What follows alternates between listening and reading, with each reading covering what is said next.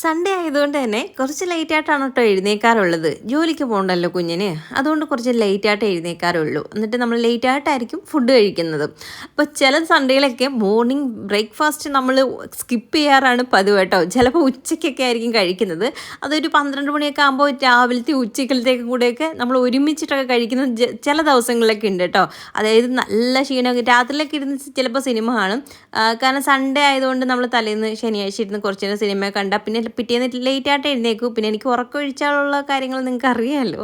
അതുകൊണ്ട് കുറച്ച് ലേറ്റായിട്ട് എഴുന്നേക്കും. ഓണമെന്നൊക്കെ കിടന്നും കാര്യങ്ങളൊക്കെ പറഞ്ഞുകൊണ്ട് ഇങ്ങനെയൊക്കെ കിടക്കും കേട്ടോ. അതൊക്കെ ഒരു രസമാണ്. അത് കഴിഞ്ഞിട്ട് എഴുന്നേറ്റായിരിക്കും ഫുഡ് കഴിക്കുന്നത്. അപ്പോൾ ഞങ്ങൾക്ക് ഇന്ന് രാവിലെ അവിലായിരുന്നു കേട്ടോ. അപ്പോൾ അവിൽ നനച്ച് ഞങ്ങൾ ഫുഡ് കഴിച്ചതിന് ശേഷമാണ് മമ്മി വന്നത് കേട്ടോ. അപ്പോൾ മമ്മി വന്നപ്പോഴത്തേക്ക് എൻ്റെ അടുത്ത് ഇടയ്ക്ക് വെച്ചിട്ട് എന്നെ ബസ്സിലിരുന്നപ്പോൾ വിളിച്ചിട്ടുണ്ടായിരുന്നു. ബസ്സിലാണ് ഞാൻ വരുന്നതേ ഉള്ളൂ എന്നൊക്കെ പറഞ്ഞു. കയറിയ സമയത്താണ് വിളിച്ചത്. പിന്നെ ട്രാഫിക്കൊക്കെ കഴിഞ്ഞിട്ട് ഇനി വരുമ്പോഴത്തേക്ക് ഒരു സമയമാവുമല്ലോ. അതുകൊണ്ട് ഞാൻ വിചാരിച്ചു മമ്മി വരുന്ന സമയത്ത് നമുക്ക് അവിൽ നനച്ചെടുക്കാമെന്ന്. അപ്പോൾ രാവിലെ അവിലിന് നമ്മൾ ഈ പഞ്ചസാരയാണ് കേട്ടോ ഇന്ന് എടുത്തത്. ശർക്കര ഇല്ലായിരുന്നു, ഇല്ലെങ്കിൽ അടിപൊളിയാണ്. അപ്പോൾ പഞ്ചസാര എടുത്തു, പിന്നെ പഴവും പൊട്ടുകടലയും തേങ്ങയും എല്ലാം കൂടി ഇട്ട് ചേർത്തിട്ട് ചെറുതായിട്ട് ഇച്ചിരി ചൂടുവെള്ളമൊക്കെ ഒഴിച്ച് ഒന്ന് നനച്ചെടുക്കാറ് കേട്ടോ പതിവ്. അങ്ങനെയാണ് നമ്മൾ ഇന്നും എടുത്തത്. അപ്പോൾ ഞാൻ അവിലൊക്കെ നനച്ചതിന് ശേഷം മമ്മിക്ക് കഴിക്കാൻ വേണ്ടി കൊടുത്തിട്ട് ചായയും കൂടി ഇടാമെന്ന് വിചാരിച്ചു മമ്മിക്ക് വേണ്ടിയിട്ട്. അപ്പോൾ രാവിലെ അവിടെ നിന്ന് മമ്മി ഇറങ്ങിയ ഒന്നും കഴിക്കാണ്ടായിരിക്കും വരുന്നത്. ചായ പോലും കുടിക്കാറില്ല കേട്ടോ. അപ്പോൾ ബസ്സിൽ ട്രാവൽ ചെയ്യുമ്പോൾ ഷർദിലിൻ്റെ ആ ഒരു പ്രശ്നമുണ്ട്. അപ്പോൾ അതുകൊണ്ട് പേടിച്ചിട്ട് ഒന്നും കഴിക്കത്തില്ല. അതുകൊണ്ട് ഞാൻ പിന്നെ എന്തെങ്കിലും വരുന്ന സമയത്തേക്ക് എന്തെങ്കിലുമൊക്കെ പെട്ടെന്ന് തട്ടിക്കൂട്ടി എടുക്കാറ് കേട്ടോ പതിവ്. അങ്ങനെ ചായയും കൂടെ ഒഴിച്ചു കൊണ്ടുപോയി കൊടുത്തു. അങ്ങനെ പിന്നെ ഫുഡൊക്കെ കഴിച്ചതിന് ശേഷം പിന്നെ ആളങ്ങ് അടുക്കളയിലോട്ട് കയറി നൈറ്റിയൊക്കെ ഇട്ടിട്ട് എത്ര ജോലി ചെയ്താലും മതിയാവാത്ത ഒരാൾ എൻ്റെ മമ്മി മാത്രമേ കാണത്തുള്ളൂ കേട്ടോ. ഇങ്ങനെ ചെയ്തുകൊണ്ടേയിരിക്കും. എവിടെയെങ്കിലും ഒന്ന് ഇരിക്കുമ്പോൾ കിടക്കുമ്പോൾ എന്ന് പറഞ്ഞാൽ ആൾ കേൾക്കത്തില്ല. എനിക്ക് കിടന്നാലേ എനിക്ക് ഉറക്കം വരും. എനിക്ക് പിന്നെ ഭയങ്കര ക്ഷീണം. അതുകൊണ്ട് എനിക്ക് എന്തെങ്കിലും ചെയ്തുകൊണ്ടിരുന്നാലേ പറ്റത്തുള്ളൂ എന്ന് പറഞ്ഞ് അങ്ങ് ജോലിയാണേ നമ്മൾ ചെയ്ത കാര്യങ്ങളൊക്കെ തന്നെ പിന്നെയും പോയി ചെയ്യും കേട്ടോ. ഇങ്ങനെയുള്ള അമ്മമാർ നിങ്ങൾക്ക് ഉണ്ടോ? എൻ്റെത് ഇങ്ങനത്തെ ആട്ടോ. എൻ്റെ ഗുരുവാണെന്ന് വേണമെങ്കിൽ പറയാം കേട്ടോ. ഇത് കണ്ടൊക്കെയാണ് കുറേയൊക്കെ എനിക്കും ഓരോ ശീലങ്ങളൊക്കെ ആയത്. ക്ലീനിങ്ങിൻ്റെ ഒക്കെ കാര്യത്തിലേക്ക് എൻ്റെ മെയിനായിട്ടുള്ള ഗുരു മമ്മി തന്നെയാണ് കേട്ടോ. എന്തെന്ന് വെച്ചാൽ പണ്ടൊക്കെ ഞാൻ ഉടായിപ്പായിരുന്നു. ഞാൻ ഇതിന് മുന്നേ ഉള്ള വീഡിയോയിലും പറഞ്ഞിട്ടുണ്ടല്ലോ, പഠിക്കുന്ന സമയത്താട്ടോ. ആ സമയത്ത് ഇതുകൊണ്ട് എവിടെയെങ്കിലും എന്തെങ്കിലുമൊക്കെ തൂത്തുവാരിയൊക്കെ എടുത്താലും അവിടെ ഇവിടെയൊക്കെ എന്തെങ്കിലുമൊക്കെ കാണും കേട്ടോ. അന്നേരം എൻ്റെ അടുത്ത് ഇങ്ങനെ ഇടയ്ക്ക് വന്നിട്ട് ഇങ്ങനെ നോക്കിയിട്ട് ഇങ്ങനെ പറയും, ഇതിവിടെ കിടക്കുന്നു, അവിടെ കിടക്കുന്നു എന്നും പറഞ്ഞിട്ട് അങ്ങനെ ബഹളമാണ്. പേടിച്ചിട്ടൊക്കെ ഞാൻ ഓരോ മുക്കും മൂലയൊക്കെ തുടച്ച് വാരിയിട്ടുണ്ട് കേട്ടോ. എനിക്ക് ഭയങ്കര പേടിയായിരുന്നു മമ്മിയെ പണ്ട് കേട്ടോ. മമ്മി ഇങ്ങനെ ഫ്രണ്ട്ലി ആയിട്ടൊന്നും ആ സമയത്ത് സംസാരിക്കത്തൊന്നുമില്ല. ആൾ ഭയങ്കര സ്ട്രിക്റ്റ് ആണേ. മറ്റേ കണക്ക് മാഷിനെ പോലെയാണ്. ഭയങ്കര മുഖമൊക്കെ വീർപ്പിച്ച് ഇങ്ങനെ നടക്കത്തേ ഉള്ളായിരുന്നു. ഇപ്പം ആൾ ഭയങ്കര പാവം കേട്ടോ. ഇപ്പം എനിക്ക് അങ്ങനെ പേടിയൊന്നുമില്ല. പക്ഷെ ബഹുമാനമേ ഉള്ളൂ. സ്നേഹം കൊണ്ട് മാത്രമുള്ള ആ ഒരു കരുതലും കാര്യങ്ങളൊക്കെ ആൾക്ക് അന്നേ ഉണ്ട്. പക്ഷേ സ്നേഹം പ്രകടിപ്പിക്കാൻ അറിയത്തില്ല എന്ന് മാത്രമേ ഉള്ളായിരുന്നു കേട്ടോ. ആ ഒരു സമയത്ത് ഭയങ്കര പേടിച്ചിട്ടൊക്കെ ഓരോ ചെയ്യുന്ന കാര്യങ്ങളൊക്കെ ഓർക്കുമ്പോൾ എനിക്ക് ഇപ്പോഴും ചിരി വരും. ചിലപ്പോൾ അന്ന് അങ്ങനെ ശീലിച്ചുകൊണ്ടായിരിക്കും ഇപ്പം എനിക്ക് വൃത്തിയുടെ കാര്യം ഭയങ്കര മസ്റ്റായി മാറിയതെന്ന് തോന്നുന്നു കേട്ടോ. എന്തായാലും ശീലങ്ങളൊക്കെ ചെറുതിലേ നമ്മൾ എടുക്കുന്ന ശീലങ്ങളൊക്കെ നല്ലതാണ്. വലുതാകുമ്പോഴും നമുക്ക് ആ ശീലങ്ങൾ കുറേയൊക്കെ മാറാതെ തന്നെ നിൽക്കും കേട്ടോ. എന്തൊക്കെ നമ്മൾ അങ്ങനെയാണ് ഇങ്ങനെയാണെന്ന് പറഞ്ഞാലും ചില കാര്യങ്ങളൊക്കെ നമുക്കത് ചെയ്തെങ്കിലേ ഒരു മനസ്സമാധാനം കിട്ടത്തുള്ളൂ. എനിക്കിപ്പോൾ അങ്ങനെയൊക്കെ തന്നെയാണ് കേട്ടോ. അപ്പോൾ മീനുള്ളത് തേങ്ങ വറുത്തരച്ചാണ് നമ്മളിന്ന് കറി വെക്കുന്നത്. ചൂരമീൻ കിട്ടിയിട്ടുണ്ടായിരുന്നേ.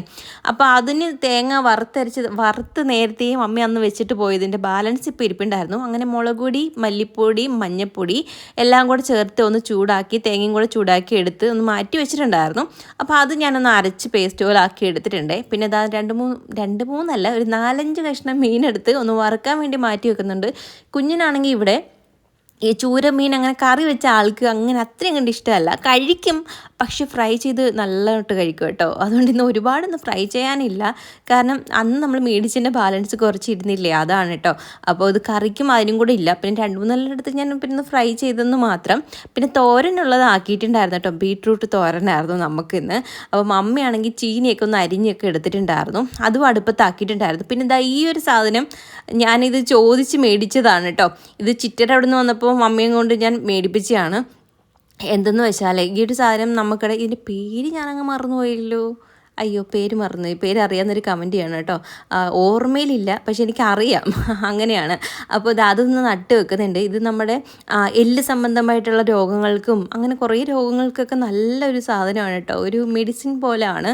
അപ്പോൾ എനിക്കൊന്ന് ഈ എല്ല് പൊട്ടലിനൊക്കെ ഇങ്ങനെ ഇത് ചതച്ചോ എന്തെങ്കിലുമൊക്കെ ചേർത്തിട്ട് അതിനകത്ത് ഇങ്ങനെ കെട്ടി കയ്യിലൊക്കെ വെക്കാറുണ്ട്. അപ്പോൾ എല്ലൂറി പിടിക്കുമെന്നൊക്കെയാണ് പറയുന്നത്.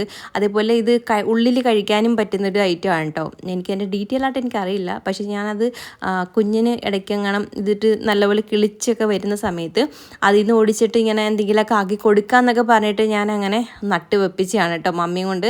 അപ്പോൾ മമ്മി കൈയോടെ അങ്ങ് നട്ട് വെച്ചു. അങ്ങനെ നമ്മുടെ മീൻ കറിക്കുള്ളത് അടുപ്പത്താക്കി ചീനി വേവിക്കാൻ കുക്കറിനകത്താണേ വെച്ച് കുറച്ച് കൂടുതലായിട്ട് വെള്ളം ചേർത്തിട്ട് ഇച്ചിരി ഒന്ന് വെന്ത് പോയി.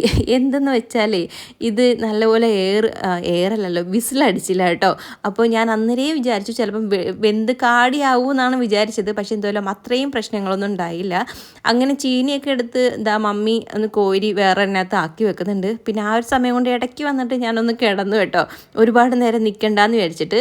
അങ്ങനെ ഞാൻ എൻ്റെ ഫോണിൽ വീഡിയോ എടുത്തപ്പോൾ കുഞ്ഞൻ പറഞ്ഞു നിൻ്റെ ഫോൺ മാറ്റി ഞാൻ എൻ്റെ ഫോണിൽ എടുക്കാമെന്നൊക്കെ പറയായിരുന്നു. എനിക്ക് തിരിഞ്ഞു നോക്കാൻ പറ്റുന്നില്ല കേട്ടോ. അതായത് തലയിൽ ക്ലിപ്പ് ഇടക്കുന്നതുകൊണ്ട് ഇങ്ങനെ പെട്ടെന്ന് ഇങ്ങനെ തിരിയുമ്പോൾ അത് ഒടിഞ്ഞു പോകും. അതുകൊണ്ട് ഞാനിങ്ങനെ ഏറിട്ടൊക്കെ ഇങ്ങനെ നോക്കുന്നത്. ഒരു 5 മിനിറ്റ് കിടന്ന് ക്ഷീണമൊക്കെ മാറിയതിന് ശേഷം എഴുന്നേറ്റ് വന്ന് നോക്കിയപ്പോൾ മീൻകറി ആയിട്ടുണ്ടായിരുന്നു. അങ്ങനെ മീൻകറി മമ്മി മാറ്റി വെച്ചു.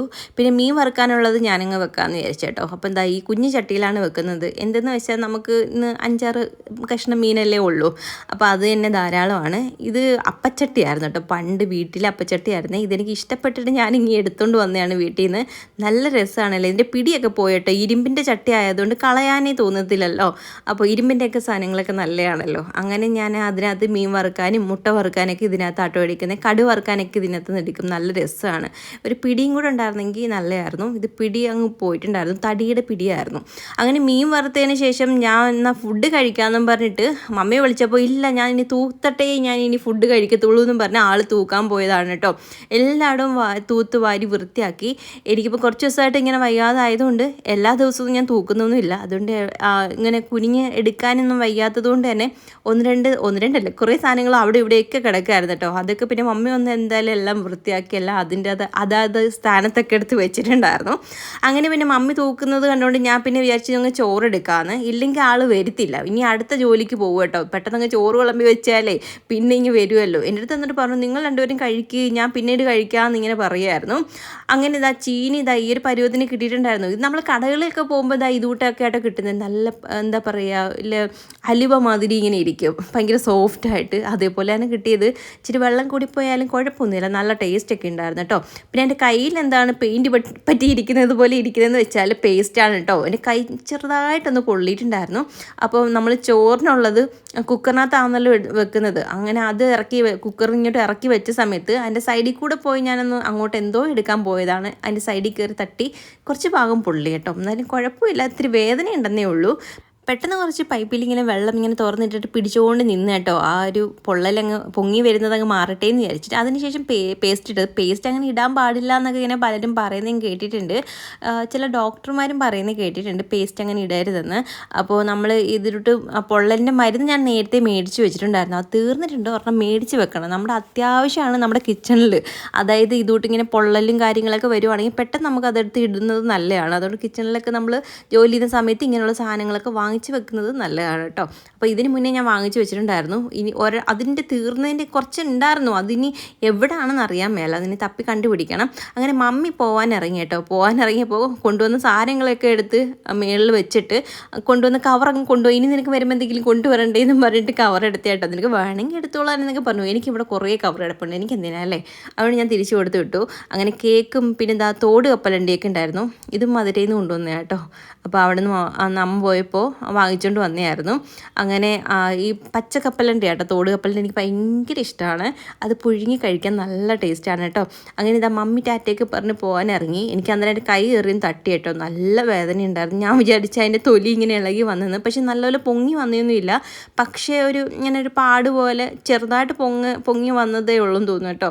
അത് നല്ല പുകച്ചിലുണ്ടായിരുന്നു തട്ടുമ്പോഴേക്കേ. അങ്ങനെ മമ്മി പോയതിന് ശേഷം ഞങ്ങൾ പിന്നെ കുറച്ച് നേരം വന്ന് കിടന്ന് സിനിമയൊക്കെ കണ്ട് ഇങ്ങനെ കിടന്നതിന് ശേഷം പിന്നീട് വൈകുന്നേരം ആയപ്പോഴത്തേക്ക് ചായ കുടിക്കാമെന്ന് വിചാരിച്ചു. ചായയുടെ കൂടെ എന്തെങ്കിലും കഴിക്കാൻ നോക്കിയപ്പോൾ ഇത് എടുക്കണേന്ന് മമ്മി പറഞ്ഞിട്ടാട്ടോ പോയത്. കാരണം കൊണ്ടുവച്ചിട്ട് തന്നെ ദിവസങ്ങളായി. അപ്പോൾ ഇത് കപ്പലണ്ടി ഇനി വെച്ചേക്കരുത്, ഇന്ന് തന്നെ നിങ്ങളങ്ങ് എടുത്തോ, ഇല്ലെങ്കിൽ ചീത്തയായി പോകും, പിന്നെ ഒന്നിനും കൊള്ളത്തില്ല എന്ന് പറഞ്ഞു.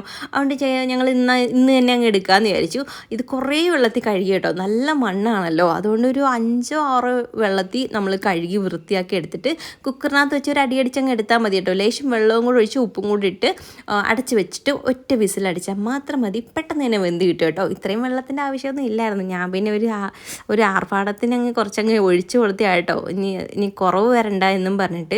അങ്ങനെ കുഞ്ഞനായിട്ടോ പിന്നെ എനിക്കത് കഴുകിയെല്ലാം വൃത്തിയാക്കി തരികയും അടുപ്പത്ത് വെക്കുകയൊക്കെ ചെയ്തത്.